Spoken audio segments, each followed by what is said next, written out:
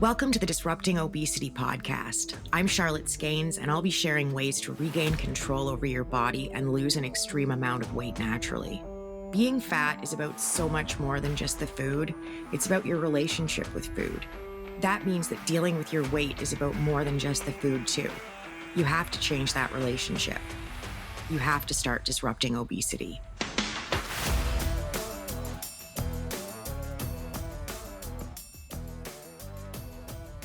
There's something about almost dying. It's really strange when you move through the world knowing that there are people who totally believe that you were going to die.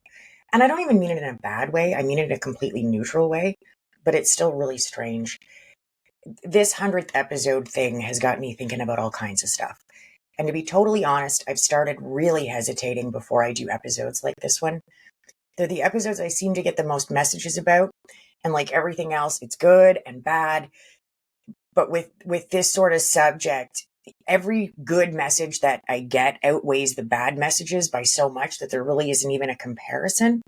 And I'm hesitating, not just because it's hard for me to talk about. I hesitate because I worry that everybody's got to be getting bored of hearing it. So I try to share new things. There's a part of me that feels like if I keep talking about it, I'm whining or just beating it to death. But I know too that there are new people listening every day, and not everybody goes back and listens to the older episodes. Now that I've got 100 of them, it's kind of a lot more to deal with. So not everybody knows the stories that I have found a way to tell so far. I have to say, though, that I love it when you guys write in and tell me that you just finished binging them all. It's so cool to hear your reactions and which things resonated with you. I'm coming back to this later, but please don't ever hesitate to reach out. It might take me a minute, but I will get back to you. I read and respond to every single thing that gets sent in. This is my dream, and I'm so grateful that I get to do it, that I give it everything I've got. I have to do this, but I couldn't do it without you. Now, I've never done this before at the start of an episode, and I have talked about some pretty intense things, but I'm going to put a minor trigger warning on today's episode. I'm not even sure it's totally necessary. I don't get overly gory or graphic or anything like that. And if you're watching this on YouTube, there are no pictures or anything. I just briefly talk about some of the medical procedures I went through, and it's not pleasant, but there's nothing over the top, and I don't talk about it for long. It's towards the beginning. You're going to see it coming. So you can just, tap the fast forward because it's just a couple of minutes of today's episode, which is actually a pretty special one. This is episode 100, which seems completely impossible. My first episode came out on the 10th of May, 2023, and some things have happened between now and then. I almost died again for a start. I want today's episode to be something a little different. I think we're going to go just a tiny bit dark for a bit, so bear with me. A lot of you are new around here and maybe don't know some of this stuff. And there are things that I haven't talked about that I probably should. But I promise I'll bring things around because there is so much to celebrate today. And I promise it's going to be relevant. I might need to talk about myself for a minute, but I think you're going to see how it relates to your weight loss journey. I had no clue when I started this thing that I'd have listeners in 118 different countries. That still completely blows my mind. I don't like bragging, but I feel like if ever there was a time for it, it's probably my 100th episode. I looked it up because I really had no clue, but I had just over 400 Instagram followers when I started podcasting. I thought I had more than that. Not a lot more, but if I'd had to guess, I would have said at least 1,000, which really makes all of this feel even a bit like more of a leap. I knew I was nuts when I started, but anyway, I am at 205,000 followers now. So there's been a bit of a shift in a couple of years, and the 118 countries thing is still just insane. When I started, I didn't have a country goal in mind. I do now, and it's a little random, but it's 127.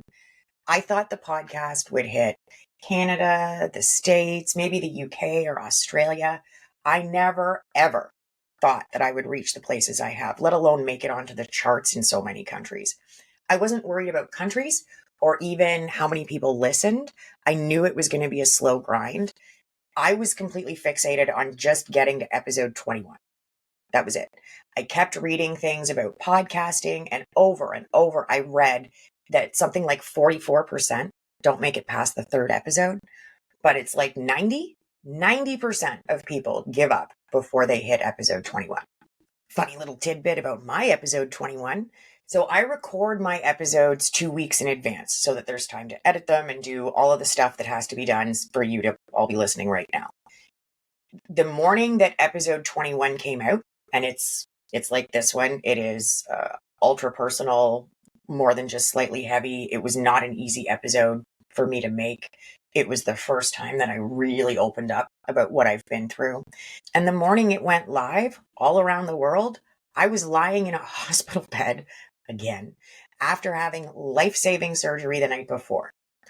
I'm not sure if you believe in coincidences or not, but I don't. So I was hyperfixated on that number, totally focused just on getting past 21. And those early episodes are rough. Not that I go back and listen because I can't stand the sound of my own voice, but I definitely cringe a little, even just thinking about it. But I keep telling myself, and I kept telling myself, that I have to suck at it before I can get good at it. And it's got to be hard before it's going to be easy. And I'm not sure how much of that I've overcome when it comes to the sucking part, but it's for sure still hard, and it's definitely not easy yet.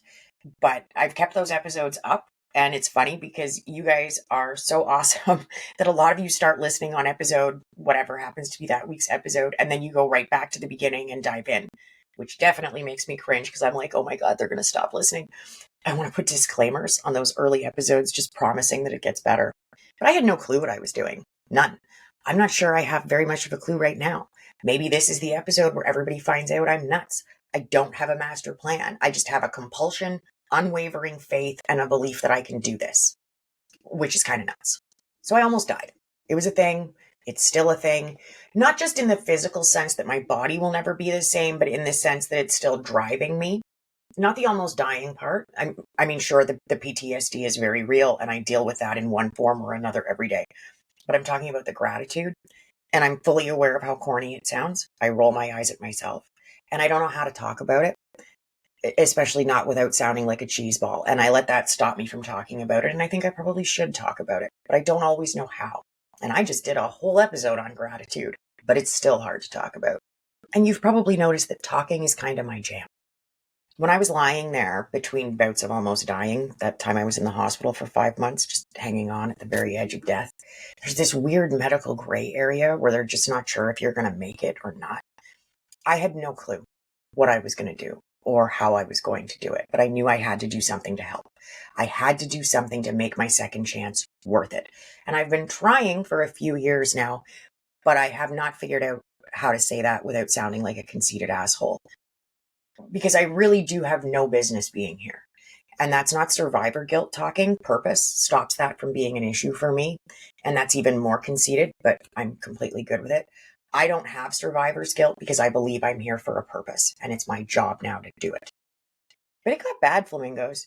And when you kick things off with an airlift, a crash C-section, and a galloping case of necrotizing pancreatitis, that's really saying something. That's how it started, but things got worse. They kept getting worse. Things kept happening that didn't make sense, and my body responded to treatment in ways that didn't make sense, and it didn't respond to treatments that it should have. Things just kept going wrong. In the first month alone, on top of the pancreas issue, which was almost always the biggest deal the whole time, I developed Ogilvy syndrome. I had super bad blood clots, including just a real whopper in my neck that almost completely took me out, which opened the door to the special chamber in hell that's devoted to high-dose heparin injections. I was separated from my boys the whole time, which I don't talk about because the physical pain was one thing, and there's no way to describe it anyway. My pancreas was dying and liquefying. It was filling my abdomen with liters of necrotic pancreas and pus. More than 4 liters of it. And it doesn't feel good, especially after the crazy C-section. Necrotizing pancreatitis felt so bad that healing from the C-section didn't even register. I didn't even notice. How do you describe a dying organ? Or any physical pain?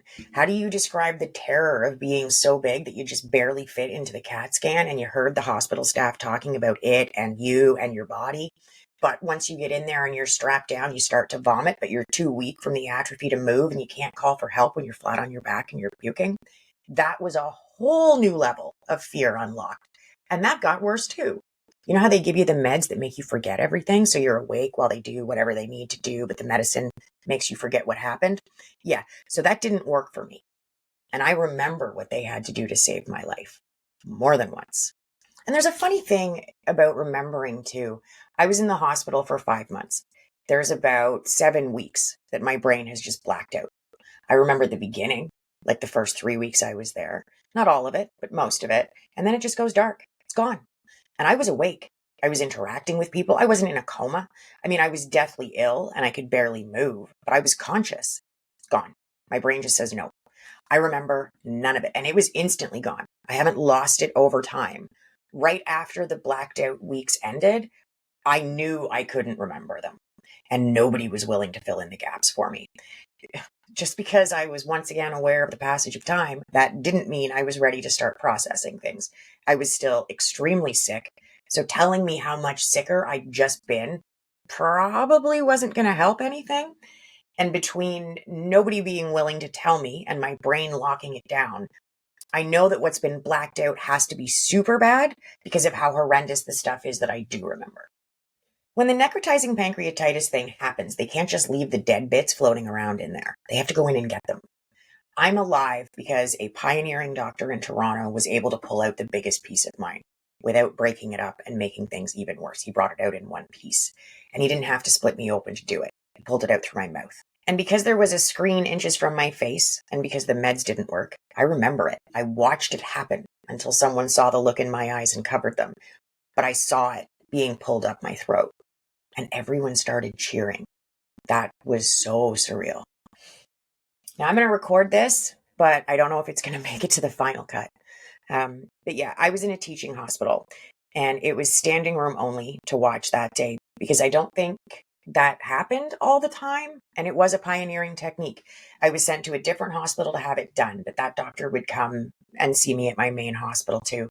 I had doctors from all over, not just my province and my city. There were doctors consulting from all over the country. There were a lot of them. But this one did a series of procedures that I couldn't have lived without. And I overheard nurses talking about him and about the procedure when I shouldn't have heard them.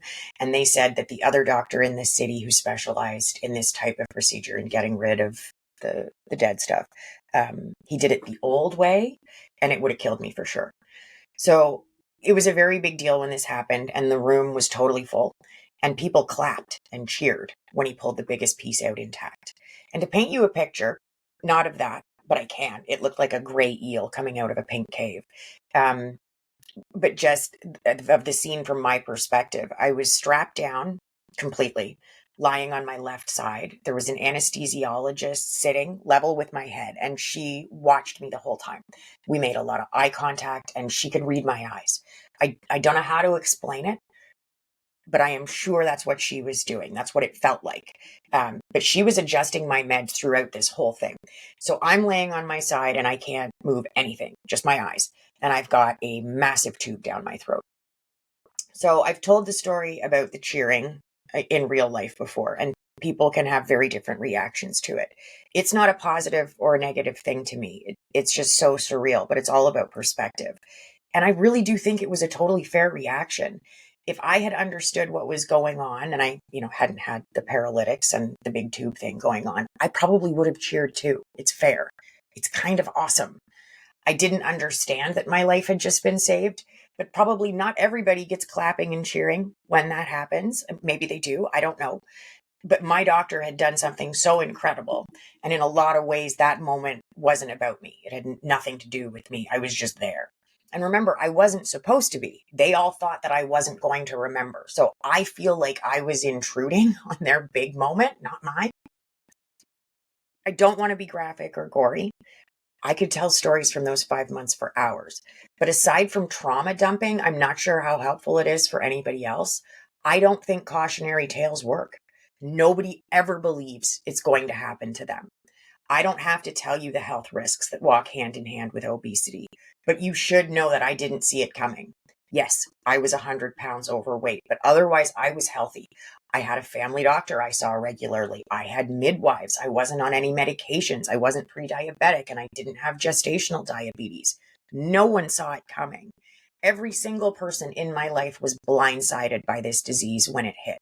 I can tell you that all day. I can tell you that I was obese and otherwise healthy, but that still doesn't make cautionary tales work.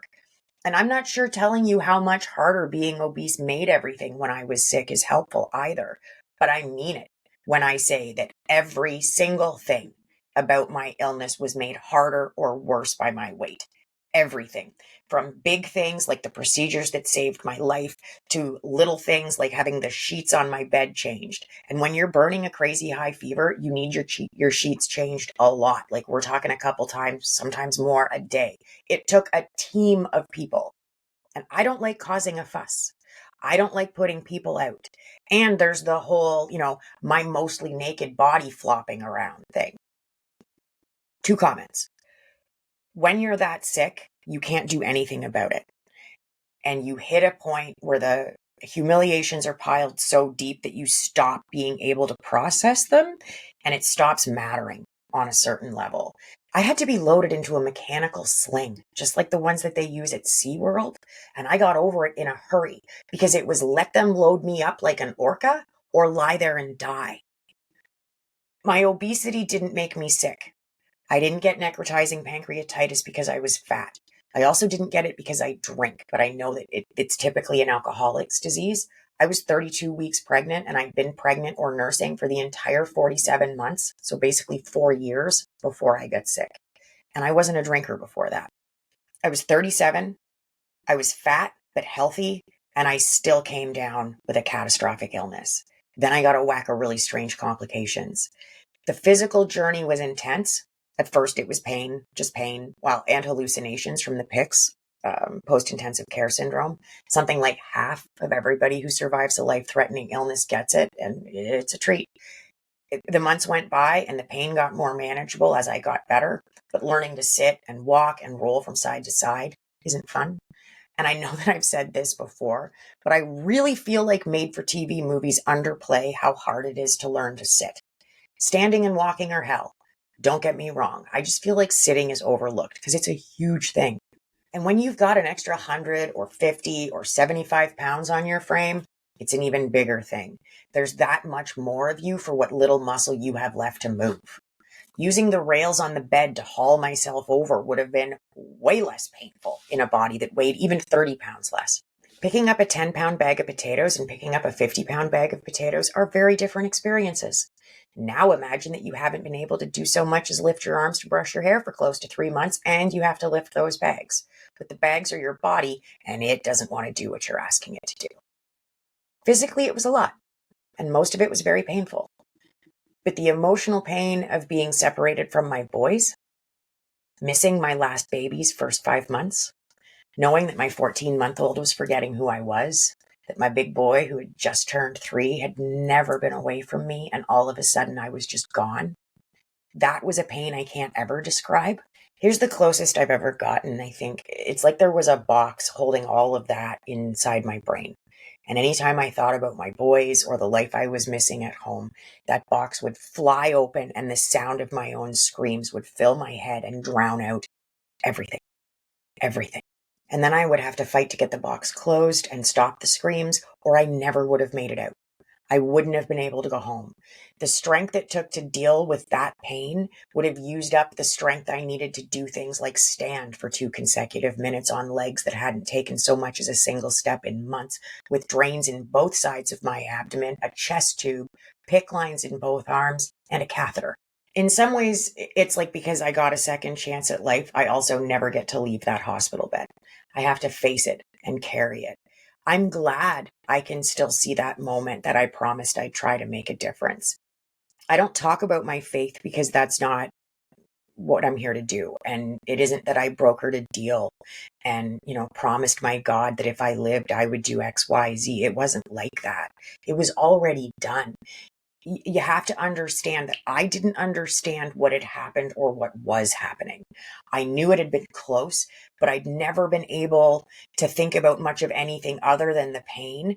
And then there's that whole bit that I don't remember at all. I didn't know I was dying, so I never bargained for my life.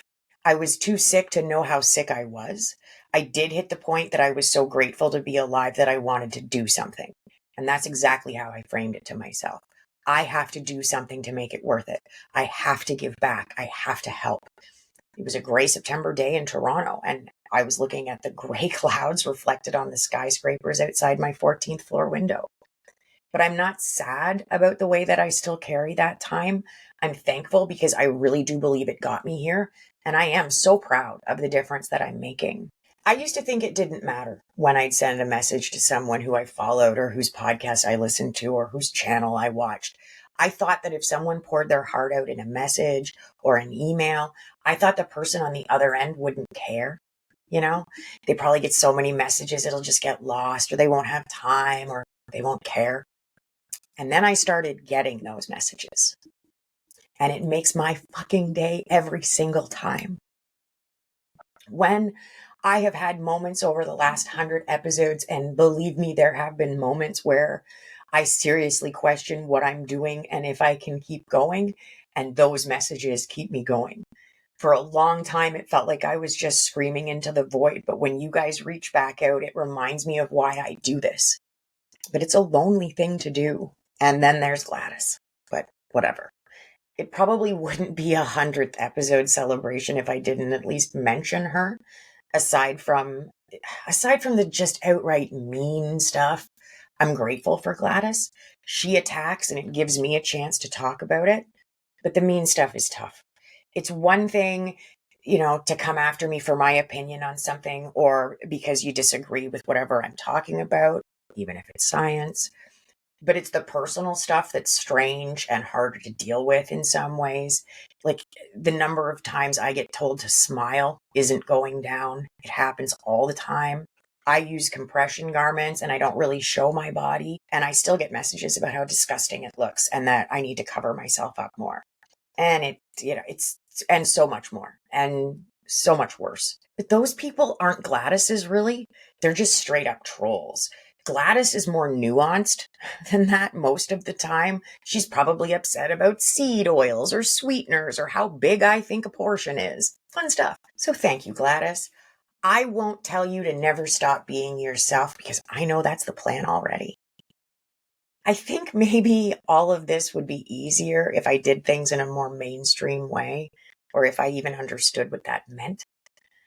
I knew it would happen, but I really didn't understand how it would feel or how big the pressure would be for access to you guys. And I know it's about you and not about me because I get emails proposing, that someone come on the podcast to sell whatever to you. And it's very, very clear that they haven't listened to a single episode of this podcast or watched even one of my videos on Instagram or YouTube. Whether they want to sell supplements or exercise equipment or, the new shots, they just look at my stats and decide to give me a whirl. That's pretty easy to deal with. And it only takes as much time as I need to delete the message, but it's still so strange. And I think it shows just how toxic this whole industry is, but it's a lot of money sometimes. And there have been a couple of big names, but I won't have them on. So I'm not going to do what they wanted, which is talk about them and give them my platform. And one of them did something I think is so despicable. I was seriously shocked when their team reached out. I have no clue how they could have thought that I would do an interview, but there are no scruples in this industry. We are 100 episodes in and I've never had a guest. I'm open to it. I'm sure it's going to happen at some point. But what I do know is that this is not going to be a stop on somebody's redemption tour. So far, that's been the case when it comes to endorsements and brand deals too. I'm very open to working with brands that sell weight loss products that work. It's just that I haven't heard from anybody with anything legit. And I don't know how many more times I need to say that you don't have to exercise to lose weight before brands will stop reaching out with equipment and activewear and gadgets and fitness gurus who want to come on the podcast. And the activewear lines that reach out and their clothes don't come with any plus size options. Seriously, get fucked. What are you thinking? Before I started, and when I first started out, I thought that brands would hear my message and I would alienate myself, that nobody would even want to come near me. So it has been really confusing that hasn't been what happened. But I really didn't know what was going to happen. And I was too busy trying to do it to stop and think about it. I could never see more than a couple of steps ahead. It started with the almost dying and needing to help people thing, but I had no clue what that was going to look like or how I was going to do it, just that I had to do something. It wasn't about figuring out why it happened to me. I don't do that. I don't believe in that. It wasn't about justifying why. It was never about justifying the experience, but it was about justifying the second chance. But I didn't know how. So I asked myself what I was good at, and I am good at losing weight. I was also really pissed off by the diet industry, and I was mad because when I looked around at the stuff that was being sold to people and the things that people were being told to lose weight, the messaging, I didn't see anything that would have helped me when I weighed 338 pounds. There was almost nothing aside from surgery being offered to help women with a lot of weight to lose, and it made me angry and it made me sad. And I felt like I could do something about it. I still wasn't sure, but I started up my first Instagram account in September of 2018, and I had it until May of 2021. Then I moved over to the account that I have now. And if you're keeping score, this is embarrassing, but if you've been keeping score, you'll know that when I started this podcast in 2023, I had managed to grow my presence to a whopping 400 followers. My old account had 1,000, so it took me 2 years to get to 400. But you know what? After the launch, things have been growing pretty steadily ever since, and you guys have been amazing.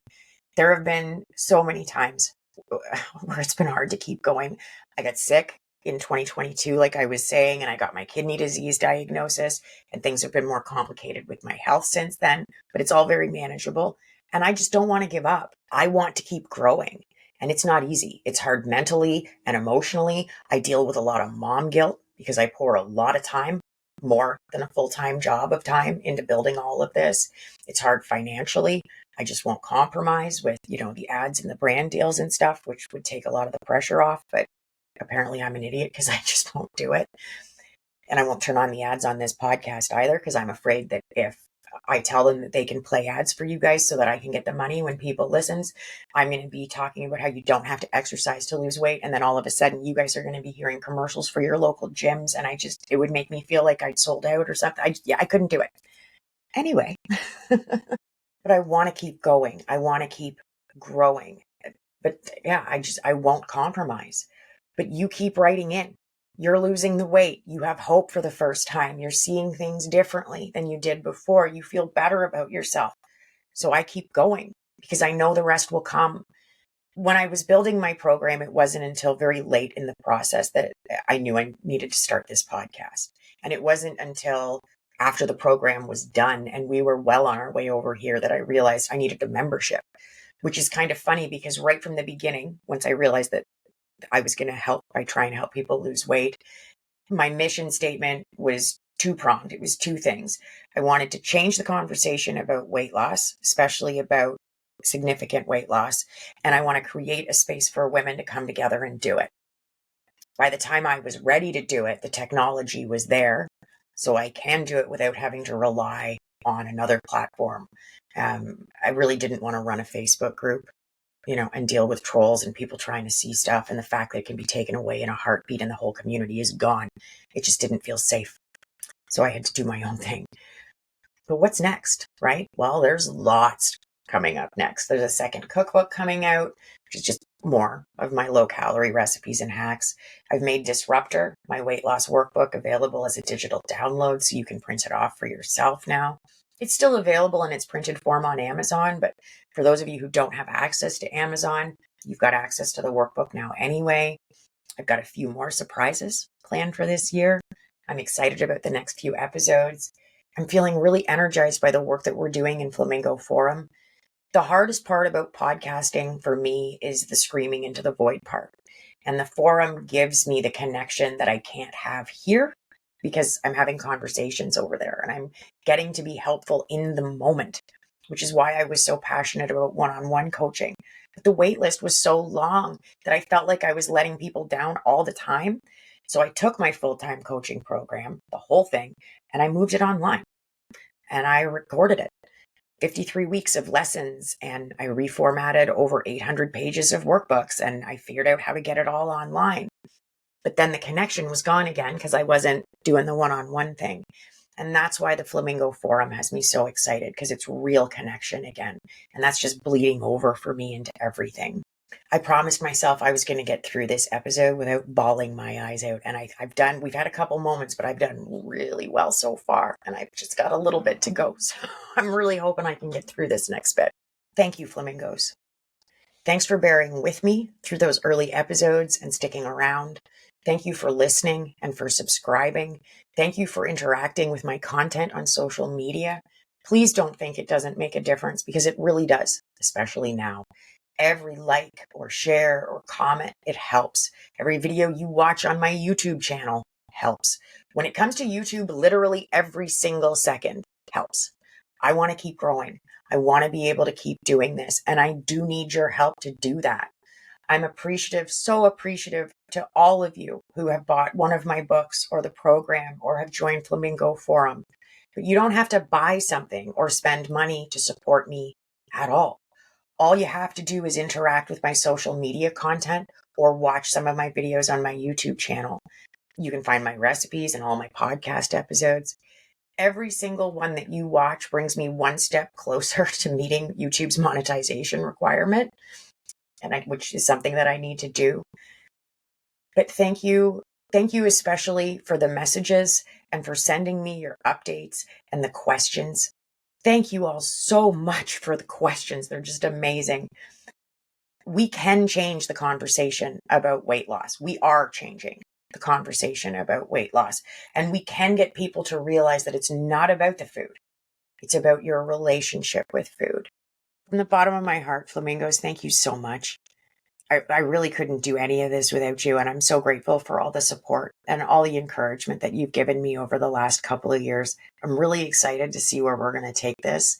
And I can't wait to be doing episode number 200. I'll be back next week with episode 101. In the meantime, keep trying, keep tracking. Don't be intimidated and don't give up. You've totally got this. Thank you for listening to Disrupting Obesity with Charlotte Skanes. If you know it's time to take back control, lose the weight, and keep it off, reach out to me privately with a direct message on Instagram that says ready, so you can start disrupting obesity.